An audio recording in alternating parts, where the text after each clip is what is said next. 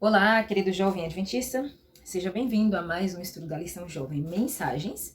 E chegamos à segunda mensagem angélica na lição número 9. Depois de 8 lições estudando a primeira mensagem angélica, chegamos na segunda. E olha a situação. Olha a situação da minha lição. Porque eu vou contar um negócio pra vocês. Apocalipse 17 não é fácil não, viu? Sim, aproveitando, deixa eu contar pra vocês. Não foi possível que eu compartilhasse o resumão da semana, porque aconteceu uma situação de velório e eu precisei sair. E quando eu retornei, já era madrugada do sábado. Então, não fazia sentido mais eu postar o resumão no sábado, 2 horas da manhã, né? Porque, enfim, o resumão tem que ser postado dia de sexta. Então, por isso que eu não compartilhei. No horário que eu estava pra organizar a legenda do vídeo, para subir o vídeo, eu fui comunicada que eu precisaria sair, e dessa saída eu direto acabei indo para um velório. Então, cheguei já muito tarde, por isso que o resumão não foi disponibilizado, tá? Mas chegamos aqui à segunda mensagem angélica. E, gente, como eu falei para vocês que Apocalipse não é fácil. Não é fácil, mas com o Espírito Santo nos iluminando, tudo funciona, né? Então vamos lá, a gente chegou aqui nessa lição de número 9, a cidade da confusão. E eu já vou logo dizer que é porque assim, tem algumas coisas aqui que eu comecei a estudar e aí já vai envolver lá na lição de terça, de quinta-feira. Mas eu vou falar, não tô nem aí, tá, gente? Porque quando você vai parar pra pensar quem é Babilônia, você precisa voltar lá no Gênesis e você vai descobrir que Babilônia vem de Babel. Eu não vou ficar falando muita coisa também, porque senão vai tomar o assunto da semana toda, e aí quando eu for gravar o vídeo durante a semana não vai ter assunto, tá? Mas você precisa ter a noção disso. Babilônia vem de Babel, tá? E quando você vai analisar o que foi que aconteceu lá em Gênesis capítulo 11, na Torre de Babel, você vai perceber que as pessoas estavam querendo assumir uma posição que não era devida a elas. Elas queriam estar numa posição mais elevada porque elas acreditavam que tinha algo mais para ser alcançado e que elas queriam todo o poder, toda a fama, toda a autoridade. Queria que o centro das atenções fosse direcionado para ela, e aí foi a construção da Torre de Babel e tudo mais. Se você pegar Gênesis capítulo 11 e o livro Patriarcas e Profetas para estudar, você vai compreender ainda mais. Ou Patriarcas e Profetas, eu tô ali na frente, tem os escolhidos, mas deixa eu pegar o original aqui. Cadê? Não tá aqui. Cadê meu Patriarcas? Não tá aqui não, viu? Eu acho que eu coloquei do lado de lá. Mas enfim, você vai estudar aí o livro Patriarcas e Profetas e no livro Os Escolhidos também você vai perceber qual foi aí a motivação para a construção da Torre de Babel e o desdobramento de tudo aquilo que fez com que essa associação existisse para a Babilônia, tá? Então vamos lá, por que eu tô falando de Babilônia e tudo mais? A segunda mensagem angélica, em Apocalipse 14... Deixa eu voltar aqui porque eu tava com Apocalipse 17 aberto. Apocalipse capítulo 14, versículo 8. Seguiu-se outro anjo, o segundo, dizendo: Caiu a grande Babilônia, que fez com que todas as nações bebessem o vinho do furor da sua prostituição. Essa é a segunda mensagem angélica. Bem curtinha, né? E aí, a gente vem aqui e descobre que o texto base dessa semana não é Apocalipse 14, 8, é Apocalipse 17, e é o capítulo inteiro. Você vê que a lição nem colocou versículos aqui. É o capítulo inteiro. Então, durante toda a semana, você vai ter a oportunidade de desvendar aí o capítulo 17, todas as coisas que ele traz. Então, a gente vai fazer uma leitura aqui da descrição. Eu não vou fazer a leitura do capítulo inteiro, você que vai fazer a leitura do capítulo inteiro. Vai que o fio tá enrolando aqui. Aqui a lição vai falar sobre o simbolismo das mulheres, né? Lá, quando a gente estava estudando no início dessa lição, eu trouxe para vocês o remanescente, a mulher, lembra? E de Apocalipse 12, então a mulher que estava vestida do sol, que representa a justiça de Cristo. E a gente vem para Apocalipse 17, a gente vê uma mulher que não tá vestida do sol, não é uma mulher virgem, não é uma mulher pura, é uma prostituta. E a gente vê aí essa mulher vestida com roupa escarlate, né? E quando você vai perceber que em outros lugares que aparece essa cor escarlate, é símbolo do pecado e também é associado a Satanás. Lembra que escarlate é um tom de vermelho, e aí a gente viu lá no Apocalipse 12, quando a gente foi falar sobre essa mulher e o remanescente, o dragão vermelho, lembra de tudo isso? Então, o vermelho, tanto símbolo do pecado, como também símbolo de Satanás, tá? E aí, aqui, o Apocalipse 17 vai trazer a descrição dessa grande meretriz. É a grande prostituta, tá? Então, o símbolo marcante da mulher vestida do sol é a glória deslumbrante que ela tem. Por quê? Porque ela é uma mulher pura. E a gente já sabe, nesses códigos que o Apocalipse tem, que mulher representa a igreja. Então, essa mulher vestida do sol é uma igreja pura, que recebe a justiça de Cristo. Ela não está contaminada, é uma igreja pura que segue a palavra. Já essa outra mulher aqui é uma mulher que ela não é uma mulher pura, ela é uma mulher prostituta, ela se embriagou, ela deu, né, o cálice dela para outros se embriagarem, e tudo isso é comparado à prostituição, ao adultério, né? A gente tem uma referência lá em Tiago 4 que vai mostrar que a apostasia do povo de Deus tem a ver com o adultério dos princípios da verdade. Então, vamos aqui para Apocalipse 17 para essa descrição, tá? Versículo 1. Dos 7... Já pegou sua Bíblia? Você sabe que aqui ninguém estuda sem Bíblia, né? Pega a Bíblia e vamos. Um dos 7 anjos que tinha 7 taças veio e falou comigo dizendo... Falou com quem? Com João. Venha, vou lhe mostrar o julgamento da grande prostituta que está sentada sobre muitas águas. Os reis da terra se prostituíram com ela, e os que habitam na terra se embriagaram com o vinho da sua prostituição. O anjo me transportou no espírito a um deserto, e vi uma mulher montada numa besta escarlate, besta repleta de nomes de blasfêmia, com 7 cabeças e 10 chifres. A mulher estava vestida de púrpura e de escarlate, enfeitada com ouro, pedras preciosas e pérolas, tendo na mão um cálice de ouro transbordante de abominações e das imundícias da sua prostituição. Na sua testa estava escrito um nome, um mistério: Babilônia, a grande, a mãe das prostitutas e das abominações da terra. Então, vi a mulher embriagada com o sangue dos santos e com o sangue das testemunhas de Jesus. E quando a vi, admirei-me com grande espanto. Vamos parar aqui no versículo 6, tá? Então, quando a gente vai analisar aqui as características, a gente vai perceber. O anjo diz para ele que essa mulher, essa grande prostituta, está sentada sobre muitas águas. E você já sabe que águas, aqui na profecia, significa povos, nações, multidões, né? E é um paralelo também com Apocalipse 13, que você vai perceber a besta, e essa besta emerge do mar. Essa besta também abre a boca para falar blasfêmias contra Deus, e aqui o cálice, a besta é repleta de nomes de blasfêmia em Apocalipse 13. Porque essa besta aqui, gente, essa besta do Apocalipse 17 é a mesma besta do Apocalipse 13, tá? Tem que ter na mente isso aí. Essa besta aqui, que a mulher monta nela, é a mesma besta de Apocalipse 13, a besta que emerge do mar, tá bom? E aí, quando você vem aqui analisar que os reis da terra se prostituíram com ela e os que habitam na terra se embriagaram com o vinho da sua prostituição, você vai perceber que quando se fala sobre os reis da terra, esse é um termo que vai identificar a política aqui no meio. Então, essa mulher embriagou os reis da terra com o vinho da sua prostituição, ou seja, essa mulher igreja, né? Essa igreja está misturada aí com influência política. É uma mistura entre igreja e Estado. E aí o anjo transportou João ao deserto e ele viu que a mulher estava montada na besta, e essa besta repleta de nomes de blasfêmias, com 7 cabeças e 10 chifres. A mulher estava vestida de púrpura e de escarlate, estava enfeitada com ouro, pedras preciosas e pérolas. Então, uma mulher com elementos de riqueza, ouro, pedras preciosas, pérolas, tendo na mão um cálice de ouro transbordante de abominações. Eu fiz algumas anotações aqui pra gente não esquecer, pra eu não esquecer, né? Essas características dessa mulher vem mostrando aqui o conteúdo do cálice. O cálice que ela tem na mão é de ouro. Lembra, essa mulher está representando uma igreja, tá? Uma igreja apostatada, uma igreja que se prostituiu, que adulterou as verdades bíblicas. Então, o cálice de ouro, o ouro na Bíblia, simboliza a pureza, simboliza a fé, o amor.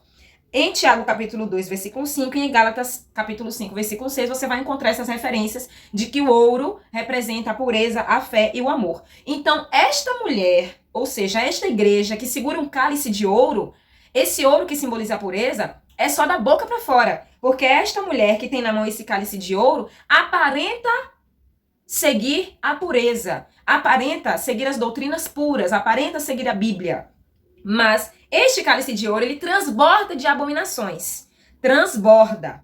Então, você vai lá para Apocalipse capítulo 21 a 27, entender o que são essas abominações e o que elas podem causar. A gente vem para Apocalipse capítulo 21, versículo 27, que está falando sobre a Nova Jerusalém, e diz assim, nela, versículo 27 de Apocalipse 21, nela não entrará nada que seja impuro, nem o que pratica abominação e mentira, mas somente os que estão inscritos no livro da vida do Cordeiro. Ou seja, aqui deixa muito claro o Apocalipse que as abominações vão impedir as pessoas de terem o nome inscritos no livro da vida, ou seja, vão impedir a salvação.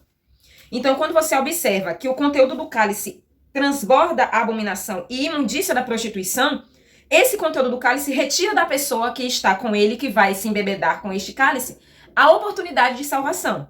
E impede que o nome seja inscrito no livro da vida.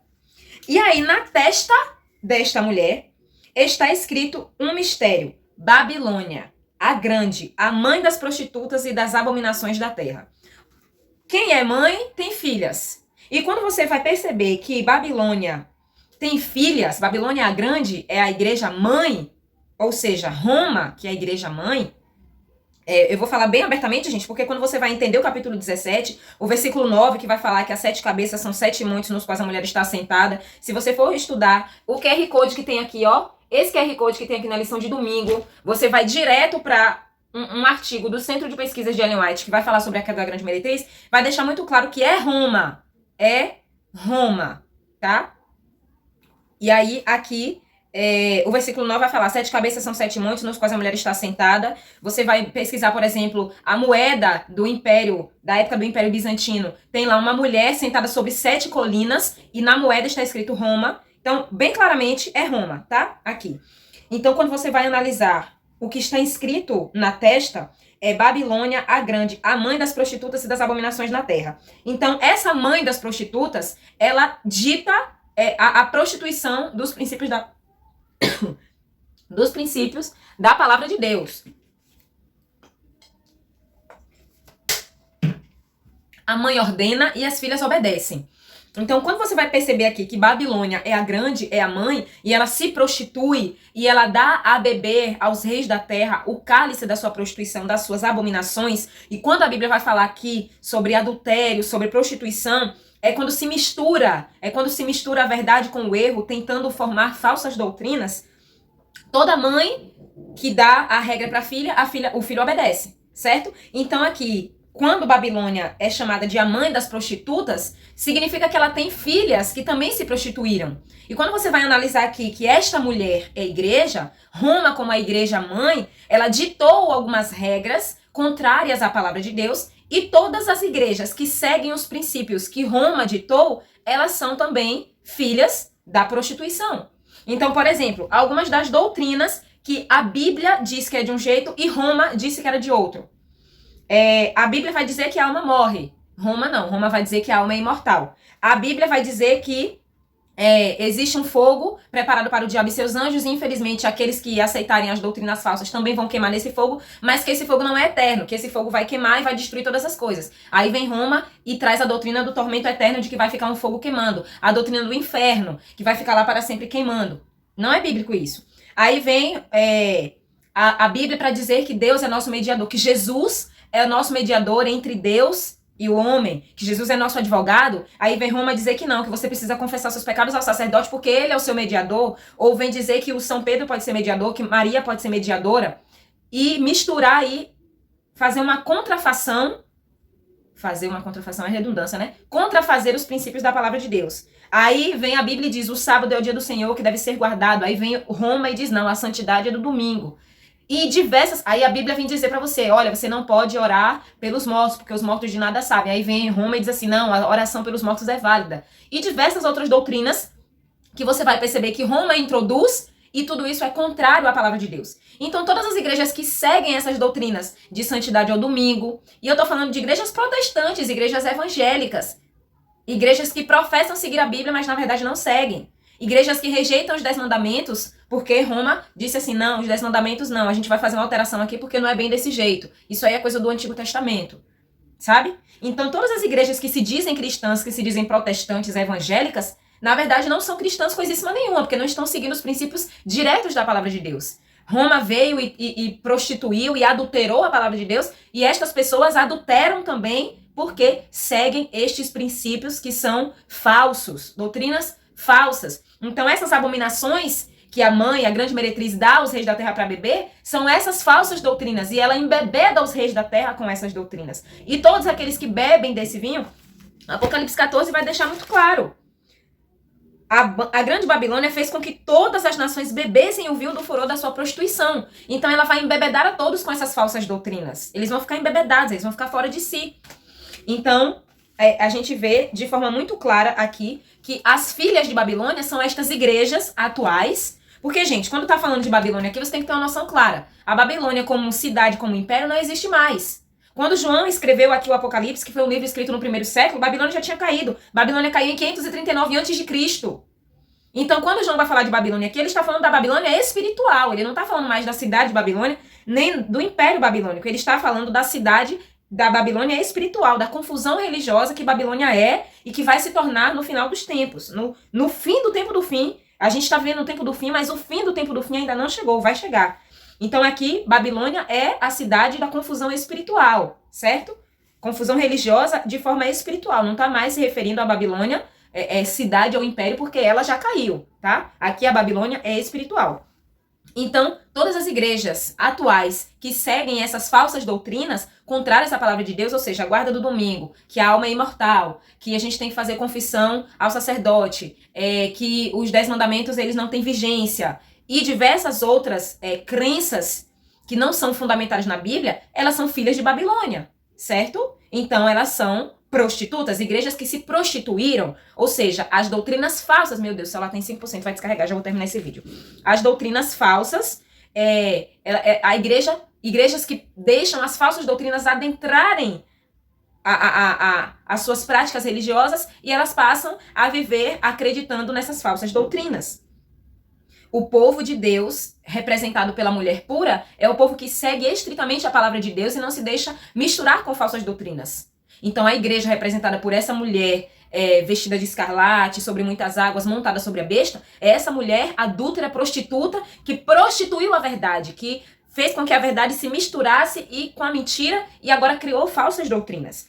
Então, de forma muito clara aqui, Ezequiel vai falar, Ezequiel 16:32 vai falar, você foi como uma mulher adúltera que em lugar do seu marido recebe os estranhos. Então, a igreja, ao invés de receber a Cristo como seu noivo e a palavra de Cristo como a verdade, ela foi infiel a Cristo e recebeu outros estranhos, se prostituiu com outras doutrinas, certo? Então, durante essa semana a gente vai perceber aqui, de forma mais clara, essas duas mulheres no Apocalipse, a gente vai perceber esse grande conflito da verdade com o erro, tá? Então, existe inclusive uma contrafação aqui, quando a gente vai analisar o versículo 9 e o versículo 11 aqui de Apocalipse 17, que vai falar que a besta era e não é mais. E aqui no versículo 8 também vai falar, a besta que você viu era e não é mais, e está para emergir do abismo. Uma contrafação que você vê aqui em Apocalipse, contrafação com Jesus Cristo, né, que é o que Satanás vai fazer. Que em Apocalipse capítulo 1, versículo 8, diz assim, eu sou o alfa e o ômega, diz o Senhor, aquele que era, aquele que é, que era e que há de vir. E a besta era e não é mais, mas virá, está para emergir. E aqui vai dizer, a besta era e não é mais, mas ela vai aparecer novamente. Então, uma contrafação que Satanás tenta fazer com as características que existem em Jesus, ele tenta colocar essas características também na besta. É uma contrafação. Então, esse capítulo 17 vai ser um contraste com o capítulo 12 e é uma ampliação do capítulo 13. Então, o Apocalipse inteiro, ele se conversa, tá? Então, de forma muito clara, a gente vai analisar aí, durante essa semana, estes relatos do Apocalipse, essa cidade da grande confusão, essa Babilônia que se prostituiu, essa mulher montada na besta que prostituiu a verdade, que prostituiu os princípios da palavra de Deus, e deixando claro, essa besta aqui do capítulo 17 é a mesma do capítulo 13, que é o chifre pequeno que a gente estudou algumas semanas atrás, que é o anticristo, tá? Então você tem que ter essas noções aí para você conseguir compreender e não ficar confuso ao passo que eu for fazendo algumas outras explicações aqui durante a semana, tá bom? Então, que Deus seja louvado pela sua palavra e que o Espírito Santo seja sempre aquele que vai iluminar a nossa mente para a gente conseguir compreender aqui a identidade dessa besta, a identidade dessa mulher adúltera. Deixa eu ver que eu fiz uma anotação aqui. Ah, tá. Tem uma parte aqui que eu quero deixar pra vocês, do capítulo 6, do versículo 6, né? Quando a gente vai dizer que é Babilônia, estava escrito na testa. Babilônia, a grande, a mãe das prostitutas e das abominações da terra. Ele viu a mulher embriagada com o sangue dos santos e com o sangue das testemunhas de Jesus.